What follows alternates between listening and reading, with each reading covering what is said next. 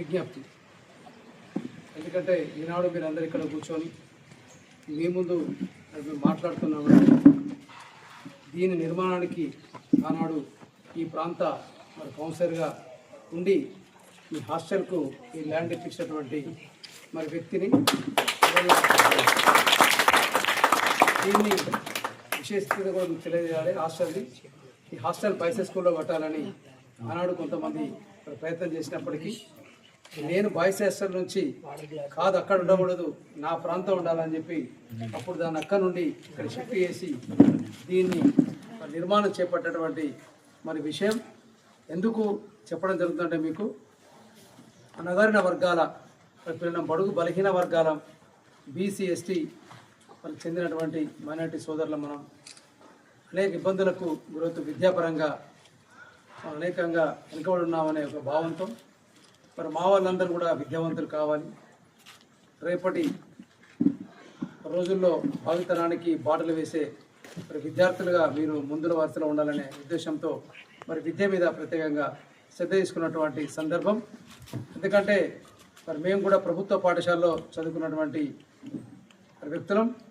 ఇవాళ అక్కడ high school ఉందంటే 1995-96 సంవత్సరంలో చున్నంబట్టి దగ్గర ఉన్నటువంటి ఆనాడు చిన్న పూర్వంలో చదువుకున్నటువంటి స్కూల్ని మరి నేను ఈ ప్రాంత కౌన్సిలర్ కాగానే దాన్ని ఇక్కడ ఇవాళ 10th క్లాస్ వరకు అది ఒక నిర్మాణం చేపట్టి ఇవాళ దాన్ని ఎంతోమందికి ఇలా విద్యను అందించడంలో కీలక పాత్ర ఉంది. కాబట్టి మరి మీరందరూ అందులో చదువుకుంటున్నారు.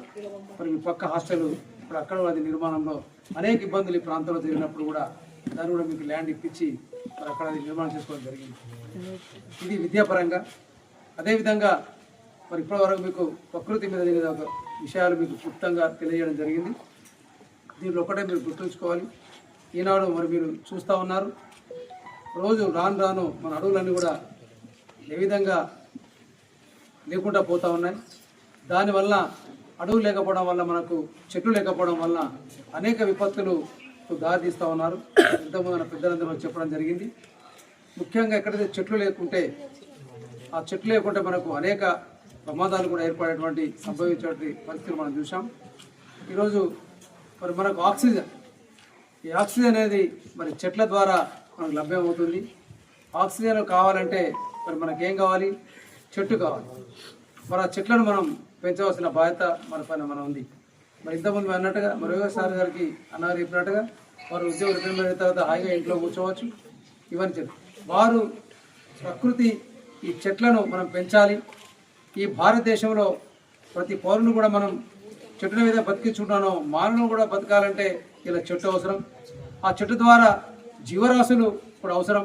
మనం పళ్ళ చెట్టు పెట్టినప్పుడు మరి ఆ పక్షులు పొలాలు తిని అవి కూడా ఇవాళ జీవరాశులు లేకుండా కూడా రేపు భవిష్యత్తులో మన అనేక ఇబ్బందులు గురవుతాం అనే ఉద్దేశంతో మరి అవి కూడా మనం ఇవాళ చెట్లను నాటే యొక్క బహుతర కార్యక్రమాన్ని వాళ్ళు రాష్ట్ర వ్యాప్తంగా తీసుకొని ఎంతో మంచి సేవా కార్యక్రమం చేస్తున్నందుకు నిజంగా వారిని ఈ వేదిక నుంచి అభినందిస్తూ ఉన్నాను.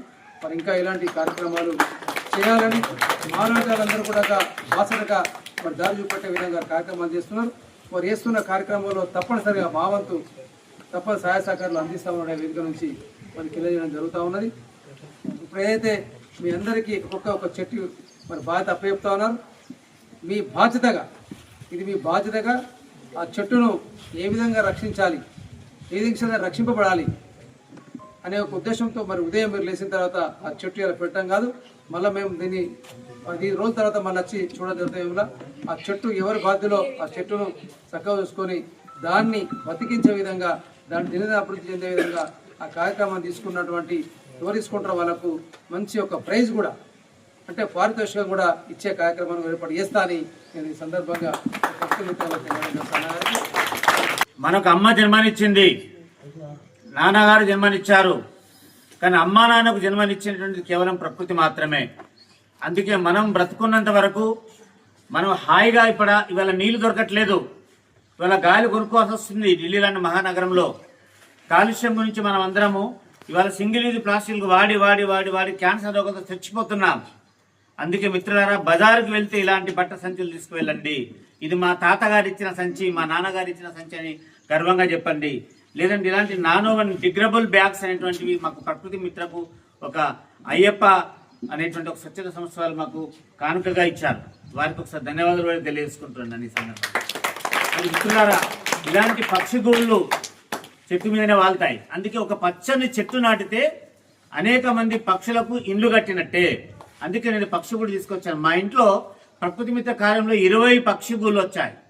1-2 నుంచి మేము హరికృష్ణ గారు బర్డ్స్ ప్రోగ్రామ్ చేసినప్పుడు సార్ ముఖ్య అతిథిగా వచ్చారు. అప్పుడు 1 నుండి ఇప్పుడు 20 బర్డ్స్ వచ్చేసాయి.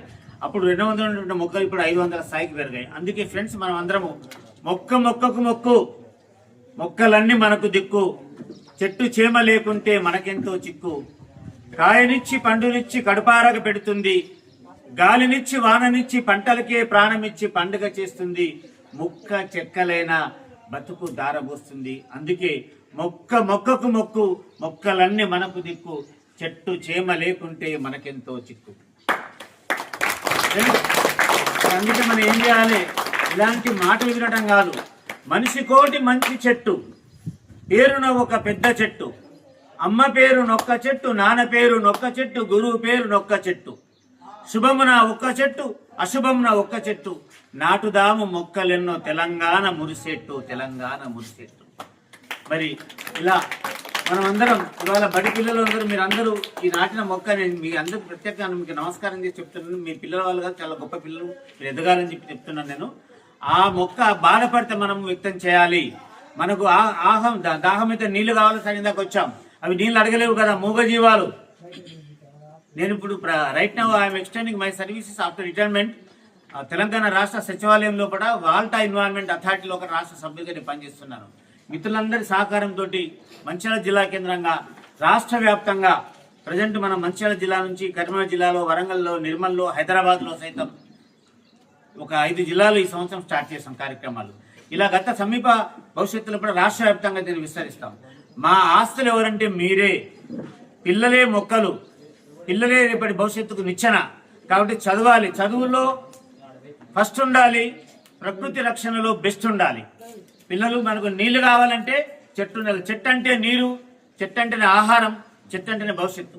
కాబట్టి కేవలం అటవీ శాఖ అధికారులు మాత్రము, ఇలాంటి నాయకులు మాత్రము నాటి సరిపోదు. మనము 15 మొక్కలు నాటే అవకాశం ఇక్కడ ఉంది. మేము ఆల్రెడీ 3 రోజుల క్రితం ఒక సర్వే రిపోర్ట్ ఏర్పాటు చేసుకున్నాం.